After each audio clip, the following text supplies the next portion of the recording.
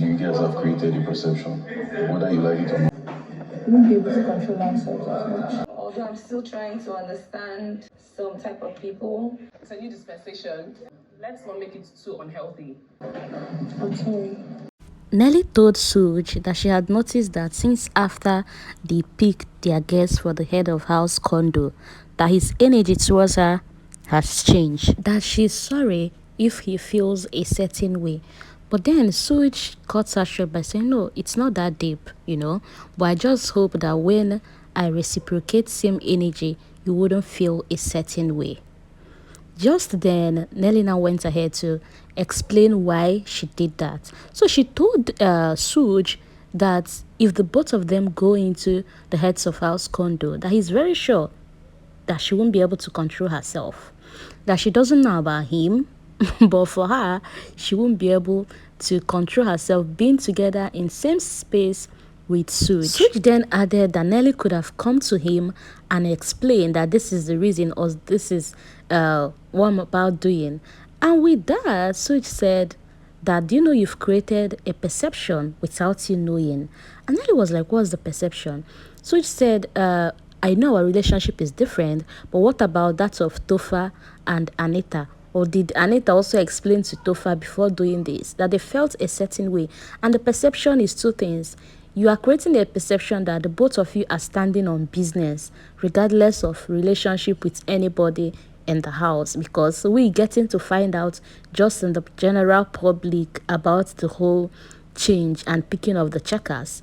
And then another perception you're creating is that both of them do not matter or count in the scheme of things. Immediately, Nelly started apologizing to Sooj that she's sorry with everything. She's sorry for not having a conversation earlier on. In fact, that she's sorry. She don't even need to start explaining that. She just accepts that she's sorry. Sooj advised her that moving forward, they should just have conversation about everything. Let them communicate better, have more open conversation instead of just assumptions and them having this perception that the both of them are not really into them, that everything is just a game in this house. Meanwhile, earlier on, immediately after the heads of house ballots, the housemates went into the garden and had a grateful should I call it challenge or what, but where a housemate to come out and say what they are grateful for. And Ozzy mentioned that he's grateful being on this platform, being given the opportunity to be on this platform, to change some narratives around him. And I'm like, what's at this narrative? What are you trying to change? He added he's glad to be here to make connections, rub minds together, most especially during tasks where you get to rub mind, have intelligent conversations and idea. That in fact, he's just grateful for the whole experience. Chizoba also added that she's happy and grateful to be here, especially being here with her sister and doing this together. See, Cassia almost lose guard though. Cassia entered and said she's grateful to be here and she's grateful for Kelly Ray. And I'm like, girl. Before she went further to say that Kelly Ray, this was never her idea. Coming here was never her idea. That Kelly Ray was the one that brought the idea. And here they are having this moment. Victoria also said she's happy to be here, being that since she entered here, the house has pushed her to know herself better, unveil her, and she's doing even better than when she entered, and at that, she's grateful for the push. Rhute said she's grateful for the platform, she's happy to be here, she's happy to cook for people, eat with people, that cooking is like a therapy to her, and she's glad doing that here. See, this is even why I'm more angry after she mentioned this whole cooking thing, having to cook for people. And few minutes later, Nelly and Anita takes this girl out of the kitchen to the restroom. That's unfair.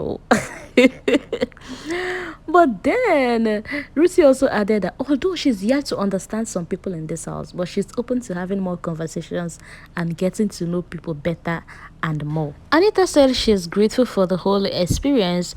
She's grateful for her laughter too, the way she laughs. And then added that let them be more human, and in case you're struggling and need someone to talk to, that she's here for you. But while this is a game, try as much as possible to be human to one another. She said, well, she knows this is not the right time to say this, as they are just saying what they're grateful for. But she just wants to use that moment and remind people to be kind and take easy and be easy with the game. Mayo confided on DJ Flo that he's beginning to feel lighter and better, that throughout last night he couldn't sleep with the whole decision thing that made that. It was after they made that decision that they started feeling bad. Maybe they did the wrong thing. And at that, he doesn't even know his stand in this game, as it may seem as if the whole house is against him and Toby. Well, DJ Flo told him that he understands. You understand, because the reaction of people, of housemates, and then Mayona added even the reaction of the audience, that the way the audience reacted really made them felt bad. See, Big Brother should remove those audience that used to be present during live eviction. They should remove them. Let nobody not get any reaction from any audience. This was the same thing that happened. If you can remember during Level Up, that Bella's name was mentioned, Chumsy, an eviction occurred, and the audience gave this reaction that made Bella and Chumsy to be feeling a certain way throughout that week. If they can remove this audience, or just tell the audience to keep mute during evictions, because why are you trying to mess with a player's head? Now they're beginning to feel, oh, maybe the viewers will even come against them for taking Ndine out of the game, because he said that they heard the reaction from the audience. Well, DJ Flo added, advising him not to feel that way, that with the whole custodian thing every week, it still gets to everybody. One way or the other, people will be left with the option to make hard decisions. And trust me that they will still go for their friends and take people who are not their friends out of the game. Honestly, it's so sad to hear that Mayo couldn't sleep well last night. Aw, poor thing. Meanwhile, I watched their interview on Big Brother's social media page, where they were giving a reason when they were contemplating on why to take Ndine out, and they explained that Ndine, they are very competitive, and if given the same opportunity, they won't save them. They will still save their clique, and at that, they removed Ndine.